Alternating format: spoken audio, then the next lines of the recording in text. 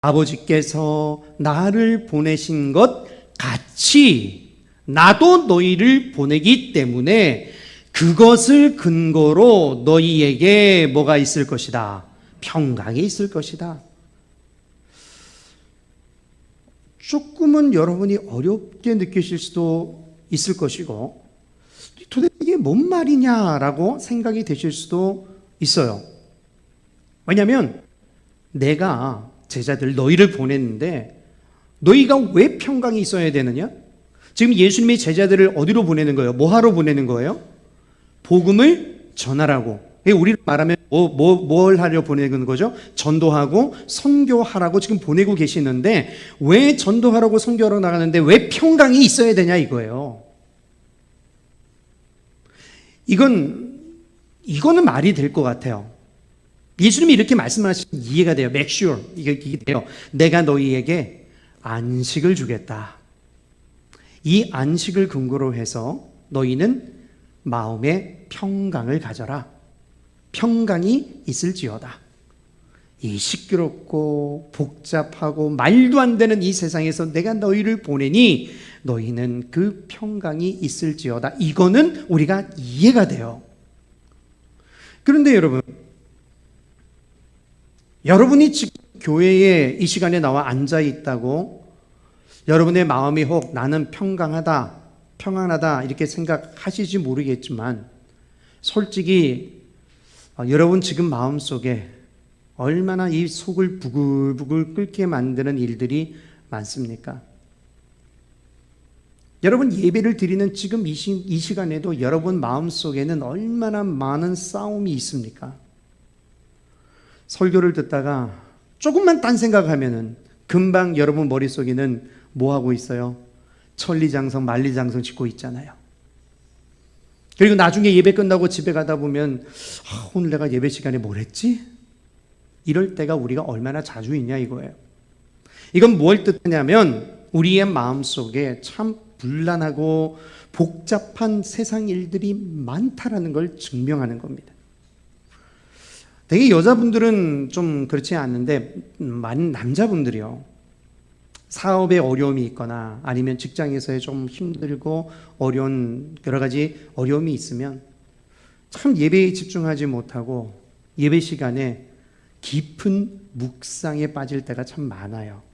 그러나 여러분 얼마나 이 세상이 복잡한지 사실 모르는 사람은 없죠.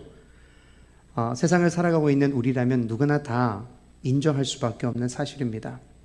그런데 왜 그 복잡한 세상의 제자들을 보내시면서 그것 때문에 너희가 평안하다라고 말씀하시냐 이거예요. 여러분 이걸 우리가 알면 세상이 아무리 복잡하다 할지라도 우리도 뭐를 누릴 수 있겠어요? 평강을 누리지 않겠습니까? 그러니까 우리는 이걸 한번 추적해 봐야 될 거 아니겠습니까? 예수님을 보내실 때 어떠한 방법으로 보내셨는지 그 보내신 방법에 의해서 예수님이 뭐를 누리셨고 평강을 누리셨고 그렇기 때문에 나도 예수님도 너희를 제자들을 저와 여러분들을 그와 똑같은 방식으로 내가 보내니까 너희에게 뭐가 있을지어다? 평강이 있을지어다. 이게 말이 되죠. 지금 이 말인 거예요. 자, 그러면 아버지께서 예수님을 보내셨다라는 것이 굉장히 중요한 이슈가 되는 거죠. 자, 그러면 아버지가 예수님을 어떻게 보내셨습니까? 언뜻 여러분의 머릿속에는 어떤 한 날이 기억이 날 거예요. 아버지가 예수님을 아들을 이 땅에 보내신 날, 어떤 날? 성탄절이죠. 크리스마스입니다. 크리스마스 때 예수님을 말구유에 보내셨다. 예수님이 그렇게 하나님으로부터 보냄을 받았다. 물론 맞는 말이지만 단지 오늘 본문이 그것을 얘기하는 것일까? 조금만 더 깊게 생각해 보자고요. 과연 예수님이 오신 게 그렇게 간단하게 그저 말구유에 오셨다 이게 다일까? 요한복음은 그것보다도 훨씬 더 큰 스케일로 여러분에게 이 복음이 무엇인지를 설명하고 있어요. 요한복음 1장으로 넘어가 볼 텐데요. 굉장히 유명한 글이죠. 자, 말씀이 언제부터 계셨어요?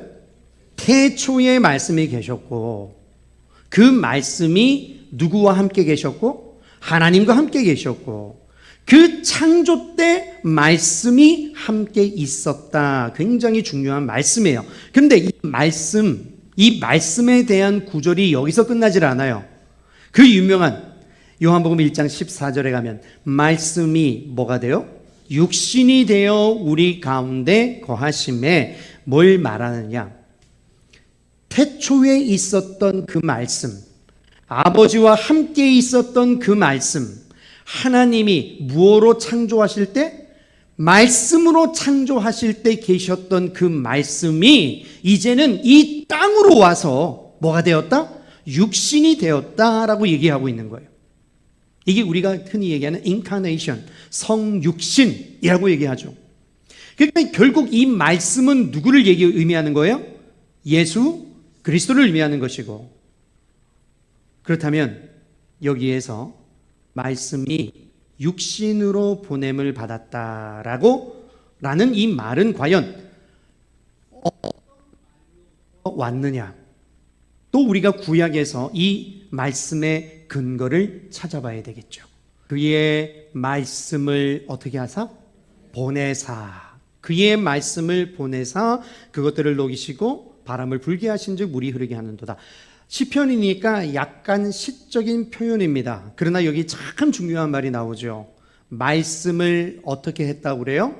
보내셨다, 보냈다라고 표현을 합니다. 말씀을 보냈다. 그 말씀, 이 말씀을 사도 요한은 요한복음 1장 14절에서 이렇게 표현을 했어요. 말씀이 육신이 되어 라고 표현을 했습니다. 말씀을 보냈다라는 말을 그렇게 썼다 이거예요. 그러니까 여러분, 천지를 지으신 그 말씀을 하나님께서 어디로? 이 땅으로 보내신 거죠. 자, 이제 여기서 중요한 말씀이에요. 지금 예수님이 우리를 이 세상으로 보내신 그 방식이 아버지께서 그 아들을 보내신 방식 같이 보냈다고 했잖아요. 그러면 아버지께서 그 아들을 보내신 방식을 우리가 지금 찾고 있는데 그 방식이 어떤 방식이냐? 아버지께서 뭐를 보내신 방식이다? 말씀을 보내신 방식이다. 이제 이해가 되시죠? 좋습니다. 말씀을 보냈다는 말과 아버지께서 아들을 보냈다라는 말이 같은 의미로 쓰여지고 있다. 그래서 뭐를 보냈다? 말씀을 보냈다라고 시편 147편에서 기록을 한다. 그러면 여기서 우리가 몇 가지를 확인할 수 있습니다. 첫 번째, 아버지가 예수를 보내신 것이 뭐를 보내신 것으로? 말씀을 보내신 것으로 표현할 수 있다면 요한복음 1장에 있는 것처럼 그 말씀을 보냈다라는 이 말 안에는 단순히 예수님이 오신 것만 뜻하는 것이 아니라 태초에 하나님과 함께 계셔서 뭘 하셨어요? 그 말씀이 태초에 창조하신 그 말씀이다라는 의미가 여기 들어있죠. 맞습니까? 맞죠? 그러니까 뭐가 배경이 된다? 창조가 배경이 된다라는 거예요. 자, 그러면 이 창조가 배경이 되고 있는 내용을 우리가 또 성경에서 또 찾아봐야 되겠죠. 여러분, 성경 해석은요, 성경은 뭐로요? 성경으로 풀어와야 돼요. 성경에다가 자꾸 여러분 세상적인 시대의 기조와 이 신문과 방송에 여러 가지 나타나는 일들을 대입하지 마세요. 성경은 뭐로 풀어라? 성경으로 풀어라. 자, 시편, 똑같은 시편인데요, 33편에 이 창조가 된 배경이 무엇인지를 설명을 이렇게 합니다. 세상의 모든 거민들은 그를 경외할지어다. 여기까지만요. 자, 지금 뭐에 대해서 얘기하고 있어요? 지금 뭐에 대해서? 여호와께서 말씀으로 뭐를 지으셨다고요? 하늘을 지으시고, 그러니까 뭐에 대한 얘기예요? 지금 이 얘기가 창조에 대한 이야기죠. 9절, 그가 뭐 하심에? 말씀하심에 어떻게 됐으며 이루어졌으며. 자, 여기 보세요. 하나님께서 천지를 창조하실 때 말씀으로 그 모든 것을 이루었도다라고 해놓고서는 그 말씀이 창조 때 말씀을 보내신 것처럼 우리에게도 그 말씀을 보내셨다라고 말씀하고 있는 겁니다. 결국 우리에게 예수 그리스도를 하나님께서 보내신 이 사건은 말씀을 보내신 사건이고, 그 말씀을 보내신 사건은 창세기의 표현대로 따른다면 하나님께서 뭘 하심에, 말씀하심에 그 말씀이 그대로 되니라, 이루어졌다라는 것과 같은 맥락을 가진다라는 거예요. 그러니까 여러분, 예수님이 온 것은 결국 뭐와 같다는 거예요? 창조와 같다라는 겁니다. 그래서 여러분, 성경이요, 예수님이 오신 이 사건을 뭐라고 얘기해요? 재창조다라고 말씀하잖아요. 그래서 바울이 자주 이렇게 표현하지 않습니까? 너희는 새로운 뭐라? 피조물이라. 보라, 너희는 지금 새 것이 되었도다. 지금 예수 그리스도로 오신 것이 바로 그 새로운 시대의 시작이다. 새로운 창조다. 새로 만들어지는 것이다. 이렇게 자꾸 바울이 얘기하는 이유가 바로 여기에 있어요. 괜히 이전 것은 지나갔고 새 것이다 이 말을 하는 게 아니라, 예수 그리스도가 말씀이 오신 것 그 자체가 뭐가 기본 배경이 되어 있다? 창조가 기본 베이스로 깔려 있다라는 거예요. 그래서 여러분, 말씀이 우리에게 왔다라는 것은 결국 이 말씀이 모든 것을 이루시고 뭘 한다? 창조한다라는 뜻이라면, 이제 여기까지 여러분이 쫓아오셨으면 이제부터 중요한 것, 그래서 so what? 그래서 이 말씀이 우리에게 어떻게 적용이 됩니까? 이 질문으로 넘어가야 되는 거죠. 여러분, 하나님 아버지께서 아들 예수를 보내신 것은 뭐를 보내신 것이고? 말씀을 보내신 것이고, 그 말씀을 이루시고 뭐를 이루신 것이다? 창조를 이루신 것이다.